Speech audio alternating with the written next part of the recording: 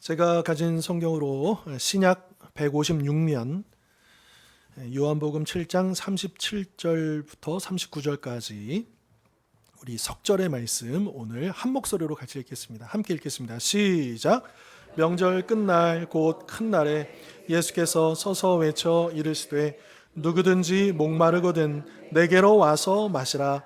나를 믿는 자는 성경의 이름과 같이 그 배에서 생수의 강이 흘러 나오리라 하시니 이는 그를 믿는 자들이 받을 성령을 가리켜 말씀하신 것이라. 예수께서 아직 영광을 받지 아니하셨으므로 성령이 아직 그들에게 계시지 아니하시더라. 아멘. 자, 오늘은 절기상으로 성령 강림절입니다.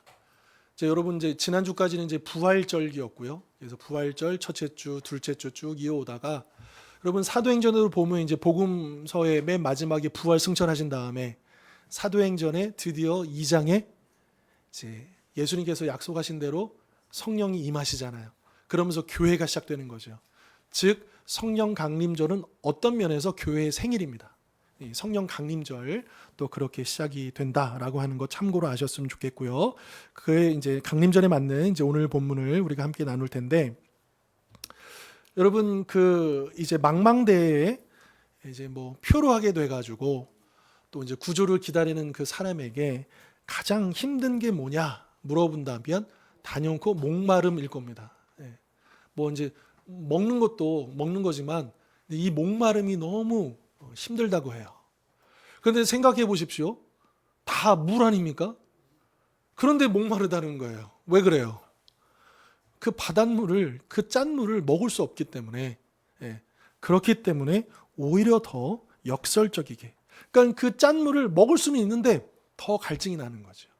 그래서 이 바다에서 표류할 때 이 목마름이 제일 힘들다라고 하는 겁니다. 자, 그런데 오늘날 우리가 살아가는 이 세상도 이와 같지 않을까 싶은 거예요. 정보도 돈도 즐길 거리도 바닷물처럼 넘실거립니다. 우리 주변에 넘쳐납니다. 사람들은 자신 안에 있는 그 갈증을 달래보려고 성공이라는 바닷물, 쾌락이라는 바닷물, 사람들의 인정이라는 짠물을 계속해서 들이켭니다. 하지만 마실 때는 잠깐은 괜찮은 것 같고 또 목이 축여지는 것 같지만, 그러나 돌아서면 이전보다 훨씬 더 심한 갈증과 또 지독한 공허함에 시달린다라고 하는 거죠. 더 안타까운 것은 우리 성도들조차도 교회 안에서 생수가 아닌 다른 짠물들로 갈증을 채우려 한다는 것입니다. 분주한 사역, 습관적인 예배, 형식적인 교제로 내 영혼을 채워보려 하지만 예배가 다 끝나고 주일이 다 끝나고 돌아가는 발걸음은 여전히 무겁고 내 영혼은 메말라 있다라고 하는 거죠.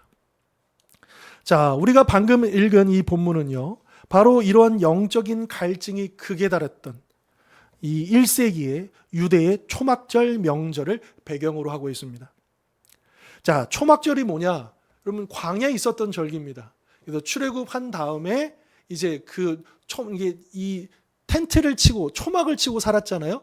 그래서 이 초막절에 그 기사가 기록되는 것 중에 가장 기억에 남는 기록은 느헤미야서를 보면 성벽을 완공한 다음에 수문앞 광장이 모입니다. 그러니까 52일 동안의 기적과 같은 이 성벽 공사를 마무리하고, 그리고 나서 이 수문앞 광장에 에스라 제사장이자 선지자가 특별히 지은 강단 위에 맨 위에 올라서서 그 수문앞 광장에서 약 5만 명 가까이 되는 그 당시 귀한한 이스라엘 백성들에게 말씀을 선포하는데 그날 역사가 일어나죠. 제가 볼 때는 성경에서 가장 큰 부흥회가 아니었을까라고 그렇게 생각이 들어집니다. 그래서 에스라가 말씀 두루마리를 펼쳐가지고 히브리어로 읽으면, 근데 이 사람들은 70년 동안에 또 그 아람어를 쓰는 지역에서 살다 왔기 때문에 그 1.5세들, 2세대들은 아람어밖에 모릅니다. 히브리어를 모릅니다. 그러니까 레위 사람들이 중간중간에서 그것을 해석해주고 통역해주고 또 해설해주는 그런 일들이 일어나죠. 아무튼 그렇게 해서 이 초막절 절기가 이스라엘 백성들에게 완전히 굳게 되는, 이어지는 그런 계기가 되죠. 자, 그 이후로 이 당시에 초막절은 어떻게 지켜졌냐 하면 일주일 동안 초막절을 지키는데, 이때는 이제 제사장들이 매일매일 금그릇을 가고 이 성전산 남동쪽에 내려가면 우리가 들어본 실로암 연못이 있습니다.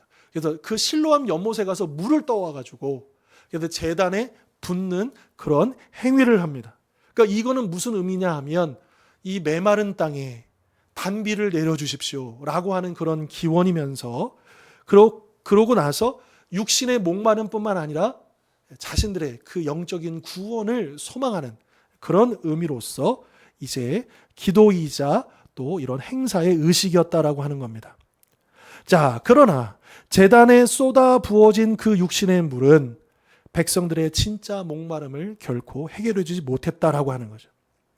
그렇게 화려한 행사는 끝이 나고 오히려 짙은 허무함이 밀려오던 오늘 본문 명절 끝날이라고 했습니다. 여기서 말하는 명절이 초막절이고요.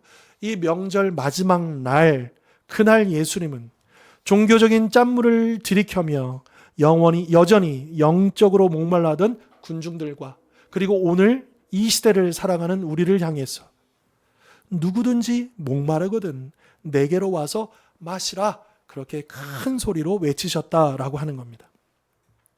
오늘 성령 강림절을 맞아서 이 예수님의 외침을 통해 우리를 살리시고 다시 흐르게 하시는 우리 성령님의 세 가지 은혜를 함께 살펴보도록 하겠습니다. 첫 번째로, 성령님은 우리의 메마른 영혼을 살리시는 유일한 생수이시다라고 하는 것입니다. 37절 한번 보십시오. 예수님은 누구든지 목마르거든, 이렇게 목마른 자들을 부르고 계십니다. 여기서 주님이 말씀하시는 목마름은 우리가 잘 알다시피 단순히 육신의 갈증이나 일시적인 내 감정의 우울함을 뜻하는 것이 아닙니다. 이 목마름은 하나님이 계시지 않기 때문에, 하나님을 알지 못하기 때문에 찾아오는 그런 공허함들, 또 죄로 인해서 황폐화된 그 내면의 상태, 비록 종교적인 외형은 가지고 있지만 그러나 그 안에는 죽어있는 그 생명을 의미하는 것이죠. 예수님이 이 말씀을 하신 초막절은 이스라엘의 명절 중에 3대 절기 중에 하나입니다. 굉장히 중요한 절기인데요, 가장 화려하고 성대한 절기였습니다. 화려한 성전이 있었고 제사장들의 거룩한 제사가 있었고 수많은 군중의 노래가 있었다라고 하는 거죠. 아까도 말씀드렸던 것처럼 제사장들은 실로암 연못에서 물을 길어와서 제단에 붓는 그 행사도 매일매일 아주 화려하게 그렇게 벌이고 있었습니다. 그런데 예수님은 그 웅장하고 화려한 종교의식 한가운데 서서 너희는 겉으로는 이렇게 화려한 절기를 지키고 있지만 너의 영혼은 여전히 죽을 것처럼 목마르지 않느냐, 그렇게 그들의 정곡을 찌르고 계시다라고 하는 거죠. 그러면 오늘 우리는 어떻습니까? 이 당시에 화려한 초막절을 지키면서도 영적으로 목말라 했었던 유대인들, 그들 말고요, 오늘 우리는 어떻냐라고 하는 거죠. 여러분, 이 음을 오래간만에 보시죠. 직접 해보신 분 많으시죠? 예. 저도 해봤습니다.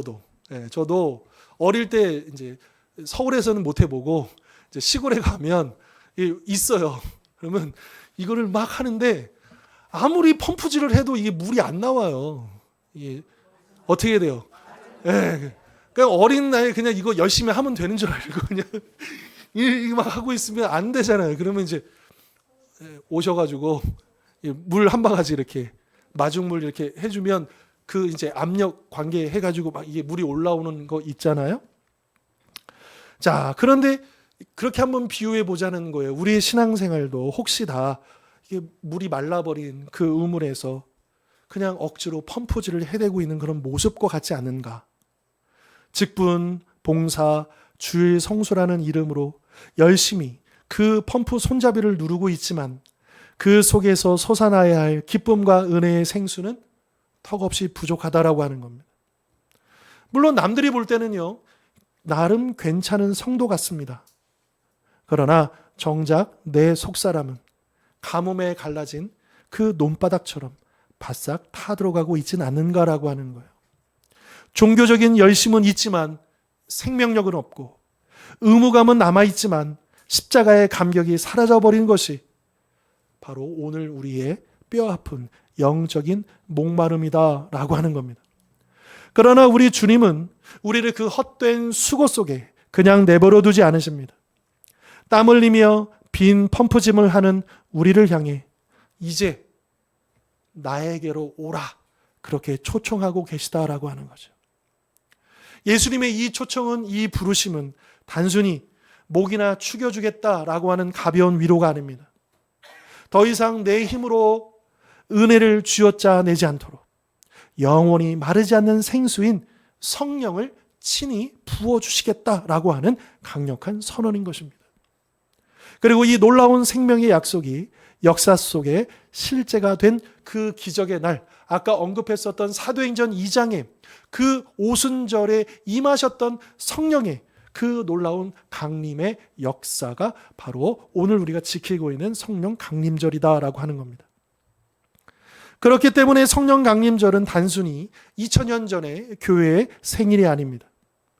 내 힘으로 억지로 펌프질을 해야만 겨우 연명할 수 있었던 고단한 종교적인 율법의 시대가 끝나고 예수 그리스도께서 우리의 메마른 심령 깊은 곳에 하늘의 생수이신 성령을 다시 폭포수처럼 쏟아부어 주시기 시작한 생명의 날인 것이죠. 우리의 헛된 펌프질을 멈추고 주님 앞에 나와 성령의 생수가 부어질 때 비로소 메말라 갈라졌던 우리의 영혼은 다시 살아 숨쉬게 될 줄 믿습니다. 다음 둘째로, 성령님은 우리 안에 갇혀있는 고인물이 아니라 세상을 향해 뻗어가는 흐르는 강물이시다라고 하는 겁니다. 38절 보실까요?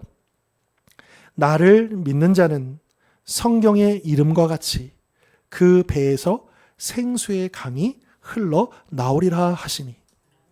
자, 여기 이 말씀을 보시면 예수님은 단지 너희가 마시고 배부를 거야, 만족할 거야, 충분할 거야, 그렇게 끝내지 아니하시고 이제 우리가 채워지고 충분하면 그 다음에 어떻게 된다고요?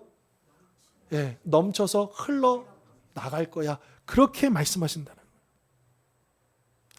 우리가 예수님이 주시는 그 물을 마실 때 내 영혼의 갈증만 채워지고 끝나는 게 아니라는 뜻입니다.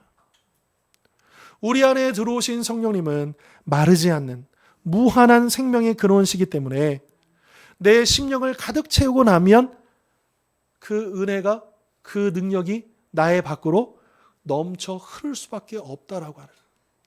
여러분, 성령님이 우리 안에 오시면 그냥 찔끔 주시는 게 아니라는 거예요. 여러분, 거대한 그 폭포, 그 물이 떨어지는데 가보신 경험들이 있으시죠? 예.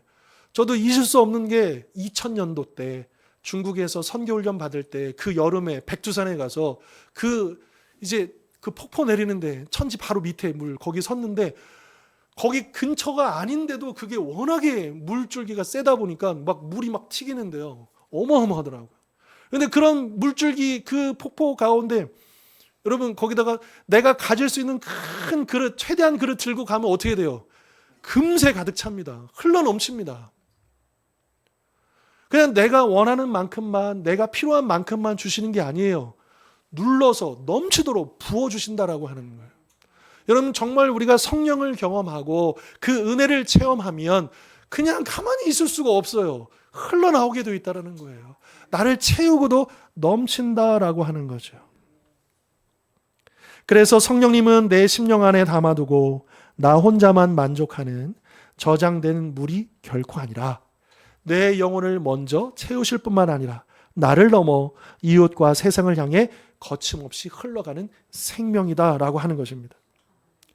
그런데 우리는 종종 성령 충만을요, 아주 제한적으로 그렇게 개인적인 체험으로만 이해하는 경우가 있습니다. 예배 중에, 찬송 중에, 기도 중에, 말씀을 읽는 중에 가슴이 뜨거워지거나 신비한 체험을 하거나 혹은 예배 드리다가 찬양 부르다가 눈물을 흘리는 것, 그것이 성령 체험의 전부라고 생각하시는 경우가 있다라고 하는 거예요. 물론 그러한 은혜, 그러한 체험이 우리에게 필요하죠. 날마다 그런 은혜가 넘치시기를 바랍니다. 그러나 성경이 말씀하시는 우리 주님이 약속하신 성령 충만의 진짜 핵심은 뭐냐? 결국 흘러가야 한다는 거예요. 내 안에 임하신 성령의 은혜가 나에게만 머물지 않고 나의 손과 발을 통해서, 나의 헌신을 통해서 가족에게로, 지체들에게로, 이웃들에게로, 이 세상에게로 흘러가야 한다라고 하는 거예요. 나를 통해서 사랑이 흘러가고 용서가 흘러가고 복음과 따뜻한 위로와 격려가 흘러가는 것, 이것이 바로 성령께서 역사하시는 진짜 모습이다라고 하는 거죠. 여러분, 누가 기도원에 가가지고 성령 충만 받았대요, 성령 받았대요, 그 삶을 봐야 돼요. 진짜 성령을 받았다면 그 삶 속에 흘러가는 열매가 나타날 수밖에 없거든요. 그냥 성령님은 내 안에 간직하는, 그냥 나와만 함께 하시는 그런 분이 아니십니다. 나를 통해서. 그러니까 성령께서 내 안에 들어오신 이유와 목적은 뭐냐 하면 나를 위해서이기도 하지만 나를 통해서 흘러가기를 원하신다는 거예요. 물이 고이면 반드시 썩습니다. 아무리 깨끗한 물이어도 갇혀 있으면 악취가 납니다. 하지만 생수는 흐를 때 주변을 살리는 것이죠. 그래서 여러분, 이제 이스라엘 거기에 보면 이제 요단강 물이 쭉 갈릴리 호수부터 이제 그 최북단에 헐몬산의 그 만년설에 물이 녹아가지고 이제 갈릴리 바다를 이루고 그 물줄기가 요단강 물이었다가 맨 마지막에 사해로 모이지 않습니까? 그런데 사해가 왜 사해입니까? 죽을 사자 사해 아닙니까? 이제 물은 받아들이는데 나가는 데가 없어요. 그러니까 그 사해 바다에 생물이 살아야 못 살아요? 네, 못 삽니다. 그래서 사해입니다. 그 갈릴리 바다는요, 그 어마어마한 바다라고 부를 정도로 호수지만, 그렇게 어마어마한 물이 돼 있지만 저장만 하지 않고 흐릅니다. 그러니까 거기에서는 물고기를 낳고 생명을 얻을 수 있는 것이죠. 또 요단강 물이 흐르는 그 물줄기 속에서 세례를 받고 그 영혼이 살아나고 수많은 사람들이 거기서 해갈하는 것이죠. 그러나 사해바다는 그런 게 없다는 거예요. 물론 신기한 건 있어요. 거기 가면 몸이 둥둥 떠요. 아무리 수영 못하셔도 그냥 가만히 놓으면 둥둥 떠요. 하지만 생명이 없다. 왜요? 흘러가지 않기 때문이다라고 하는 거죠. 그러나 에스겔서 47장에 그 성전 문지방에서 흘러나온 그 물줄기가 동쪽으로 가면서 발목, 무릎, 허리, 나중에는 헤엄칠 수 없을 만큼 거대한 물줄기를 흐르면서 결국에는 그 영적인 사해바다를 살리는, 온 세상을 회복하는 그런 환상을 보여주시지 않습니까? 그래서 교회는 이 세상과 단절된 채 우리끼리 그 은혜를 가두어두는 거대한 저수지가 아니라 생수를 흘려보내는 통로가 되어야 하는 것입니다. 그리고 우리 주님께서 원하시는 바로 그 교회, 어디입니까? 우리 주원교회가 바로 그 생명의 통로가 되어야 한다라고 하는 것입니다. 하나님께 은혜와 축복을 받기만 하고 이웃과 세상의 약자들을 향해 그 은혜와 축복을 흘려보내지 않으면 우리도 사해바다처럼 우리의 영혼도 우리의 교회도 서서히 메말라 썩게 된다라고 하는 거죠. 이처럼 성령 강림절은 막혀있던 우리의 이기적인 마음을 뚫어내시고 하나님께서 우리 교회를 통해, 나를 통해 다시 세상으로 그 은혜를 흐르게 하시는 거룩한 결단의 날이다 라고 하는 것입니다. 다음 마지막으로 셋째, 성령님은 단순한 위로자를 넘어 새 창조의 시대를 여시는 능력의 영이시다라고 하는 겁니다. 39절 보실까요? 같이 한번 읽겠습니다. 이는 시작.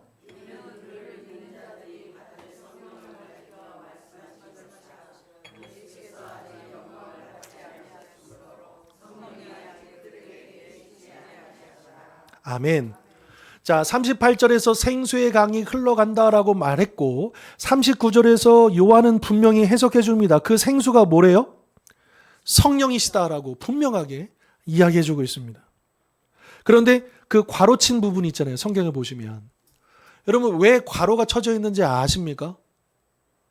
요 괄호가 쳐져 있는 것은 이제 성경에는 히브리어, 헬라어 원본이 있지만 근데 존재하지는 않아요.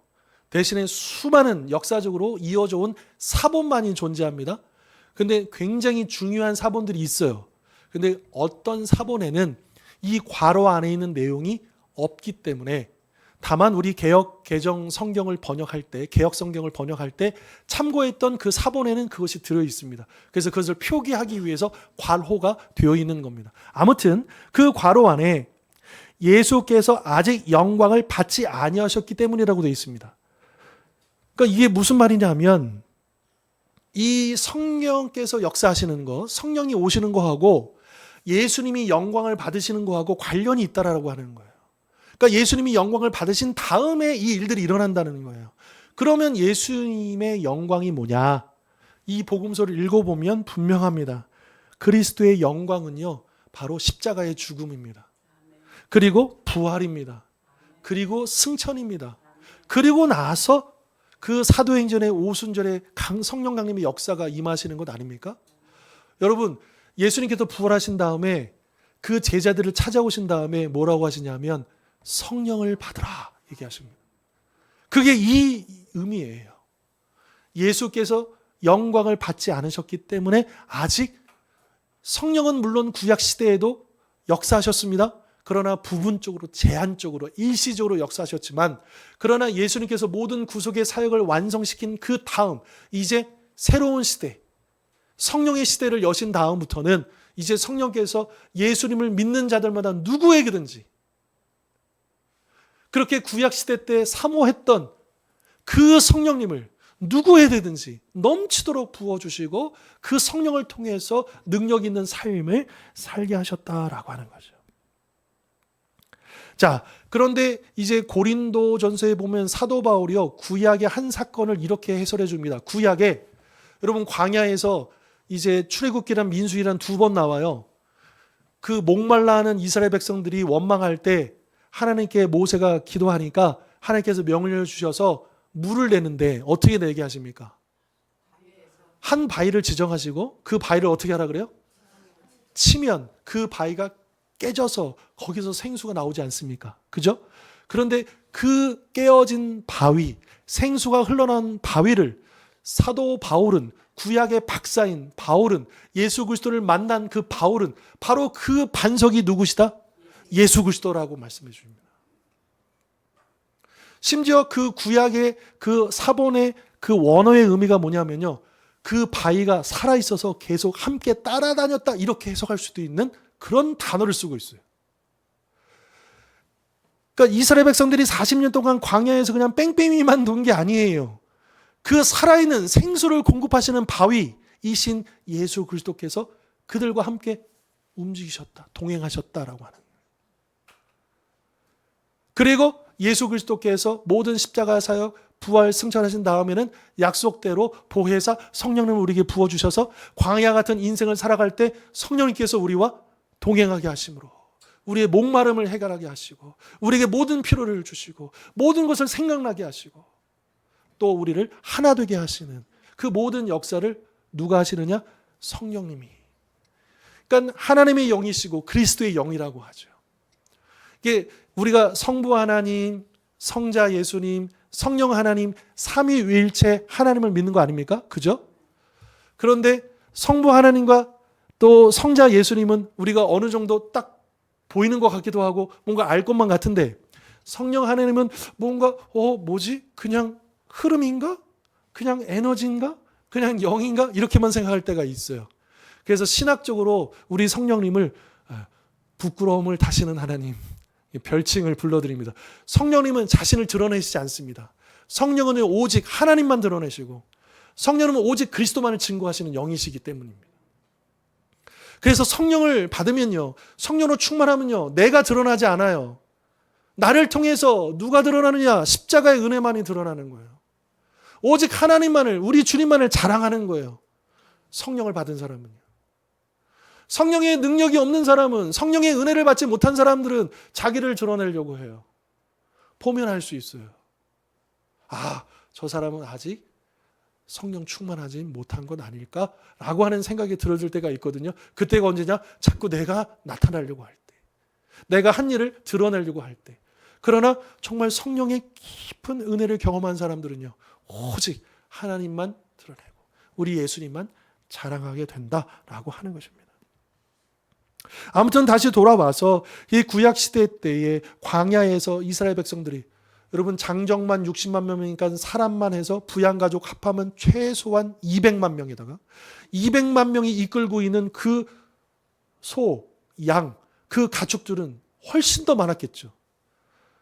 근데 바위에서 생수에 물이 나오는데 그냥 쫄쫄 나온 게 아니라는 거예요. 그 사람들이 다 먹고도 남은, 그 가축들이 다 먹고도 남을 엄청난 물이 나왔다라고 하는 거예요. 우리가 타임머신 타고 그 시대로 돌아갈 수 있다면, 그 광경을 우리가 볼 수 있다면 그 기적을 우리가 뭐라고 설명할 수 있을까요? 매일 아침마다 그 만나가 떨어지는, 그 만나가 이슬 맺히듯이 맺혀서 그 만나를 거두는 그 광경을 매일매일 우리가 타임머신을 타고 직접 볼 수 있다면 얼마나 은혜가 될까요? 그러나 여러분, 오히려 구약시대의 백성들이 우리를 부러워합니다. 왜요? 그들은 비록 그런 기적들을 경험했지만 이 성령의 역사를 아직 맛보지 못했거든요. 그러나 우리에게는 그 성령의 은혜가, 예수 그리스도의 복음을 믿는 우리에게는 가득 넘치는 이 성령의 시대를 우리가 살고 있기 때문에 어떤 면에서는 우리가 구약 시대보다 훨씬 더 은혜로운 시대를 살고 있다라고 하는 것입니다. 아무튼 이 반석이 깨져야 물이 나온 것처럼 우리가 성령의 생수를 마실 수 있는 것은 그저 거저 주온 게 아니라 영원한 반석이신 예수님께서 십자가에서 찢기시고 깨어지심으로. 그래서 요한복음에 보면 맨 마지막에 그렇게 되어 있습니다. 피와 물을 쏟으셨다고 되어 있어요. 그 몸에서. 그거를 상징적으로 얘기하는 거예요. 예수님이라는 반석이 깨어지고 찢어져서 그 생명의 생수의 성령의 그 물이 우리에게 주어졌다라고 하는 것입니다. 그래서 성령 강림절은 단순히 교회 달력에 적힌 절기를 지키거나 뜨거운 신비 체험을 하는 날로 끝나는 것이 아닙니다. 십자가의 은혜로 씻음받은 우리 영혼 속에 성령님이 친히 들어오셔서 우리를 이전의 낡은 모습이 아니라 완전히 새로운 존재로 다시 태어나게 하시는 위대한 새 창조의 날인 것이죠.